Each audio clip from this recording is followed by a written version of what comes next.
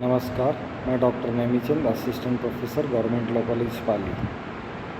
IPC के अंतर्गत पिछले वीडियो में हमने देखा था सेक्शन 307 हत्या के प्रयत्न के बारे में। आज इस वीडियो के अंतर्गत हम देखेंगे दो धाराएं, सेक्शन 308 और 309। 308 है वह आपराधिक मानववध करने के प्रयत्न से संबंधित है, जबकि सेक्शन 309 है आत्महत्या करने के प्रयत्न से संबंधित।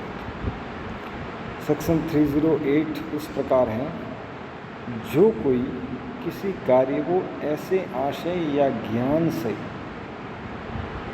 कोई भी व्यक्ति है, कोई भी कार्य है, या तो किसी ऐसे आशय से करेगा या ज्ञान से, या ऐसी परिस्थिति में करेगा कि यदि उस कार्य से मृत्यु कारित कर देता है, तो यदि वह सफल हो जाता तो मृत्यु कारित कर देता, लेकिन यह मृत्यु कारित नहीं हुई थी, तो वह हत्या की कोटि में न आने वाले आपराधिक मानववध का दोषी होता।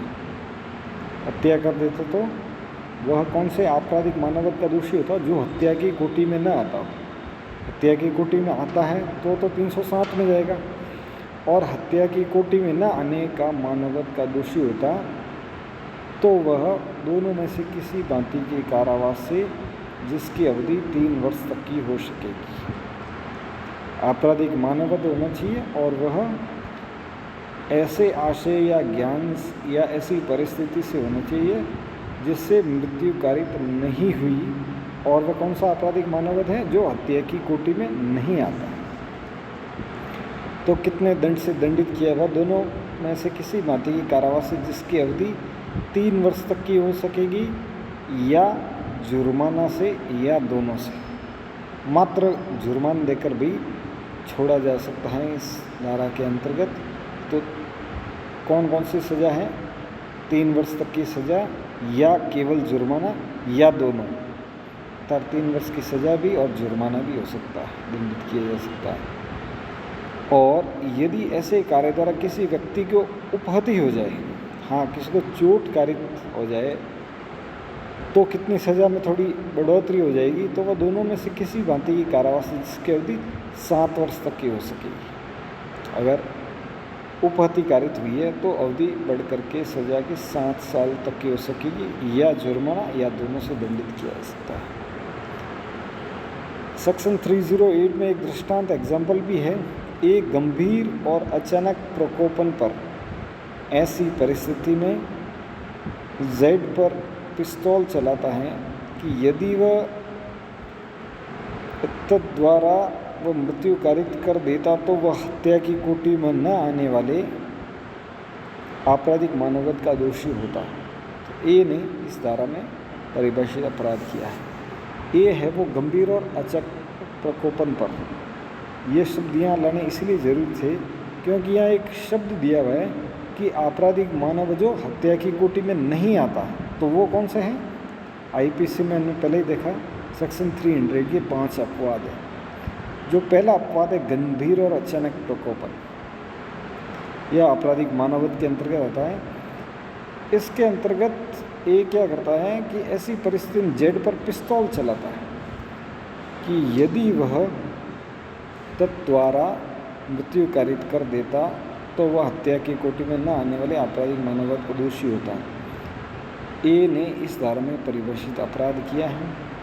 यहाँ पर चोट के बारे में कुछ भी नहीं कहा गया है, तो उसको कारावास 3 वर्ष का, या जुर्माना, या दोनों से दंडित किया जा सकता है। Next section is 309 attempt to suicide, आत्महत्या करने का प्रयत्न। जो कोई आत्महत्या करने का प्रयत्न करेगा,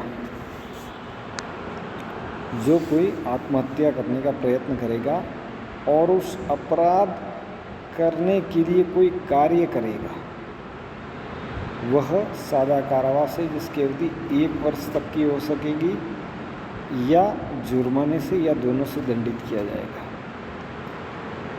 कभी कभार इस धारा का ये भी प्रश्न पूछ लिया जाता है कि ऐसा कौन सा अपराध है जो अपराध घटित हो गया, अपराध कारित कर दिया, तब तो सज़ा नहीं मिलेगी, लेकिन अपराध का प्रयत्न किया तो सज़ा मिलेगी। तो वो यही धारा है, यही अपराध है, आत्महत्या करने का प्रयत्न। क्योंकि ये घटित हो गया तब तो सज़ा किसको देंगे? मृत्यु होने के बाद में सज़ा दी जा नहीं सकती।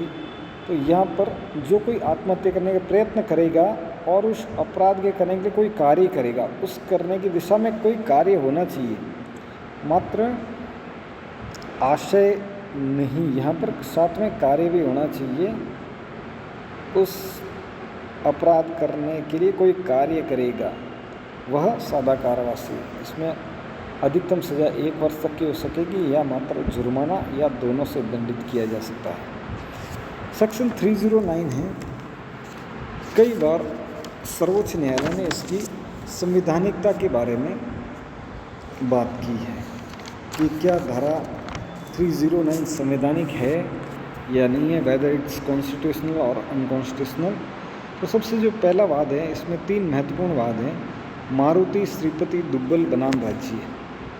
मारुति श्रीपति दुब्बल बनाम राज्य है, ये 1987 का केस है। इसमें सुप्रीम कोर्ट ने माना था कि सेक्शन 309 है संविधान के आर्टिकल 14, 19 और 21 का वायलेशन करती है। यह अनुच्छेद 14, 19 और 21 के प्रतिकूल है। उसके बाद में एक और केस आया पी रतिनाम वर्सेस भारत संघ। इस केस में भी सर्वोच्च न्यायालय ने बताया कि सेक्शन 309 है वह आर्टिकल 14 और 21 का वायलेशन करती है, और यह माना कि यह धारा इस प्रकार शून्य है क्योंकि यह धारा आर्टिकल 21 का अतिक्रमण करती है। उसके बाद में तीसरा केस आया श्रीमती ज्ञान कौर वर्सेस राज्य, 1996 का केस है। इसमें सुप्रीम कोर्ट ने माना कि प्राण का अधिकार एक प्राकृतिक अधिकार है, जबकि आत्महत्या प्राण की अप्राकृतिक समाप्ति है। इसलिए प्राण के अधिकार की संकल्पना प्रतिकूल है, और जो सेक्शन 309 है उसको प्रतिकूल नहीं माना, और यह संविधान के अनुकूल है। और यह अभी निर्धारित किया कि यह न तो आर्टिकल 21 का वायलेशन करती है, न आर्टिकल 14 का वायलेशन करती है। इसके बाद में एक और केस आया था अरुणा रामचंद्र शानबाग वर्सेस भारत संघ। इसमें यूथेनेसिया के बारे में बात की थी।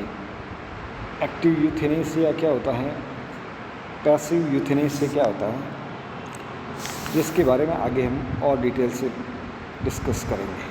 धन्यवाद।